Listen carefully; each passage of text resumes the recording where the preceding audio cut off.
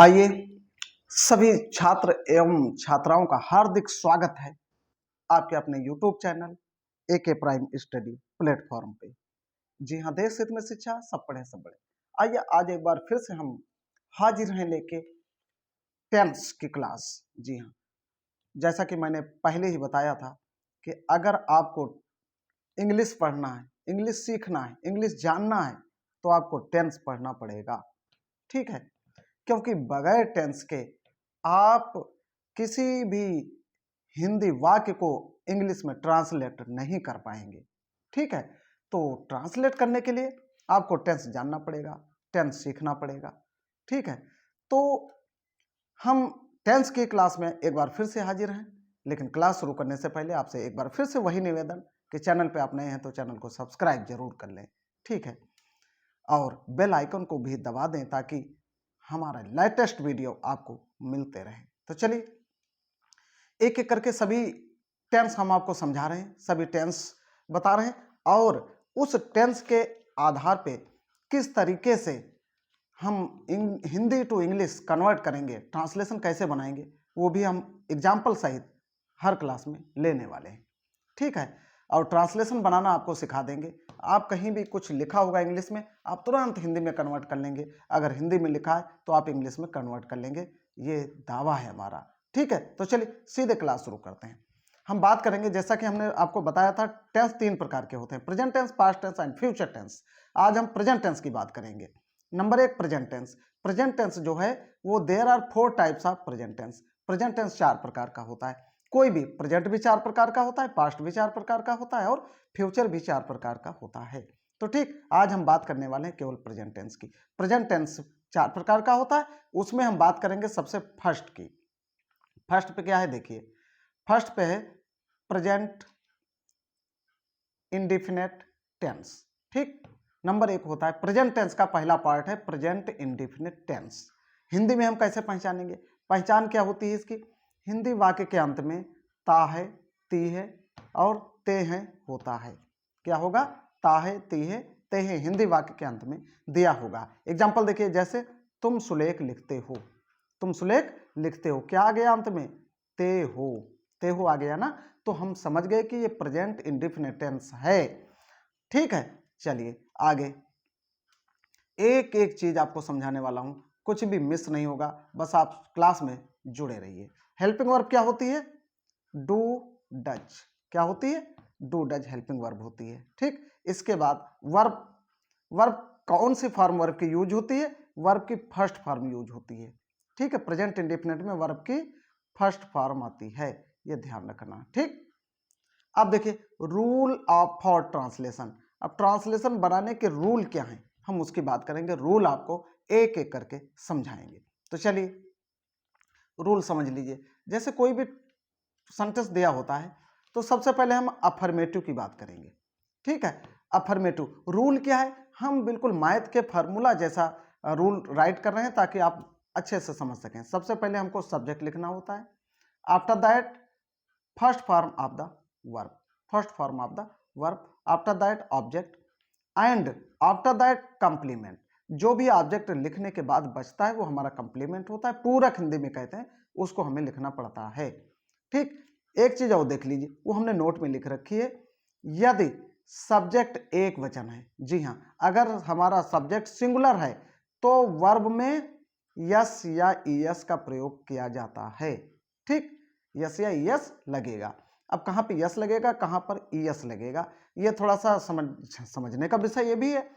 Yes वहां पे लगाते हैं जो लास्ट में वोवेल होता है, और अगर लास्ट में नहीं, सॉरी, लास्ट में कंसोनेंट है तो केवल यस लगा देंगे, लास्ट में वोवेल है तो हम ईएस लगाएंगे। ठीक, जैसे गो, क्या है? गो। अब लास्ट में ये वोवेल आ गया, ओ वोवेल है ना, स्वर है, तो इसमें हम ईएस लगाएंगे। ठीक, चलिए ये भी समझ गए आप। अब एग्जाम्पल लेते हैं।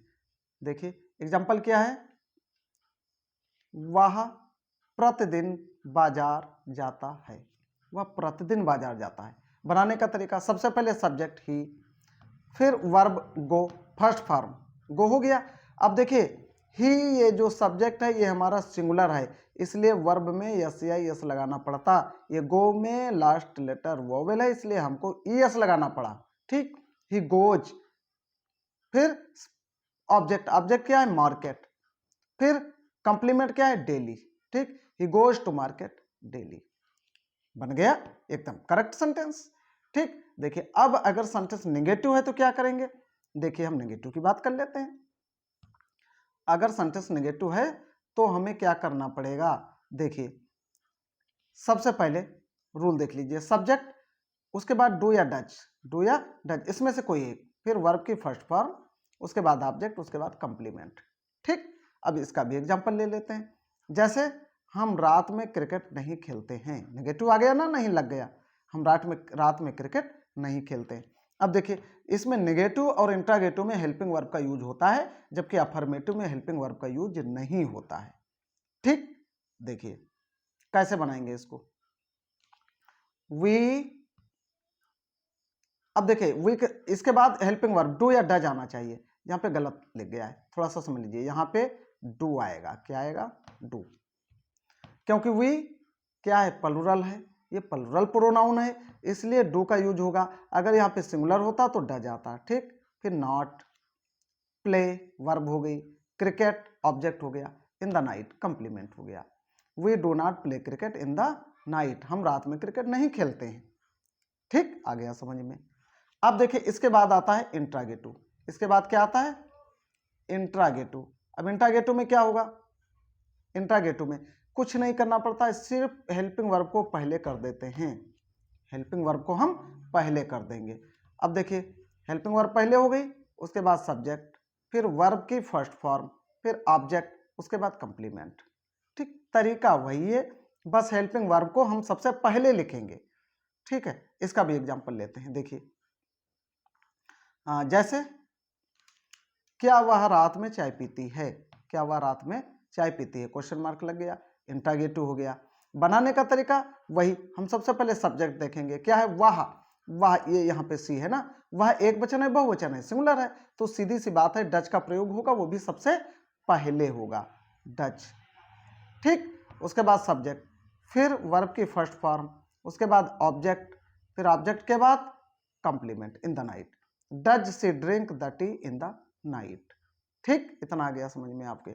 चलिए देखते हैं, और एक होता है, क्या होता है इंट्रागेटिव नेगेटिव। जी हाँ, इसमें इंट्रागेटिव मतलब क्वेश्चन मार्क भी लगा होगा और नहीं भी लगा होगा, ये होता है इंट्रागेटिव नेगेटिव। इसमें भी रूल वही है, डू डज सबसे पहले, उसके बाद सब्जेक्ट, सब्जेक्ट के बाद नॉट बढ़ जाएगा बस, बाकी इंट्रागेटिव का ही रूल है, वर्ब की फर्स्ट फॉर्म, ऑब्जेक्ट और कंप्लीमेंट। ठीक, देखिए बनाएंगे कैसे इसको हम, सबसे पहले क्या लिखेंगे, जैसे एग्जाम्पल देखिए, क्या तुम प्रतिदिन स्कूल नहीं जाते हो। ठीक है, अब देखिए क्या आ गया इंट्रागेटिव हो गया, नहीं आ गया नेगेटिव हो गया, तो ये हो गया इंट्रागेटिव नेगेटिव, इंट्रागेटिव नेगेटिव हो गया। ठीक, चलिए कैसे बनाएंगे इसको, सबसे पहले helping verb, helping verb according to subject use होता है, सब्जेक्ट क्या है यू, तो हेल्पिंग वर्ब यू प्लूरल में आता है, इसलिए हेल्पिंग वर्ब डू आएगी। ठीक, डू यू नॉट, उसके बाद verb go to school every day. ठीक, do you not go to school every day. ठीक है, ये आ गया समझ में आपके, ये हो गया इंट्रागेटिव नेगेटिव। आप क्या करेंगे, आप स्क्रीनशॉट ले सकते हैं, जो भी रूल्स हैं ठीक है उसका स्क्रीनशॉट ले सकते हैं, जो फार्मूला हमने नोट किया है उसी के फार्मूले पे, ये समझ लीजिए मैथ का फार्मूला है, हमें सिर्फ उस पर मान रखते चले जाना है और आपका ट्रांसलेट बन जाएगा, एकदम करेक्ट बनेगा। ठीक, तो आज की क्लास हम चाहते हैं कि यहीं पे एंड करें और मिलते हैं नेक्स्ट क्लास में, तब तक के लिए thank you, thanks for watching, जय हिंद, जय भारत।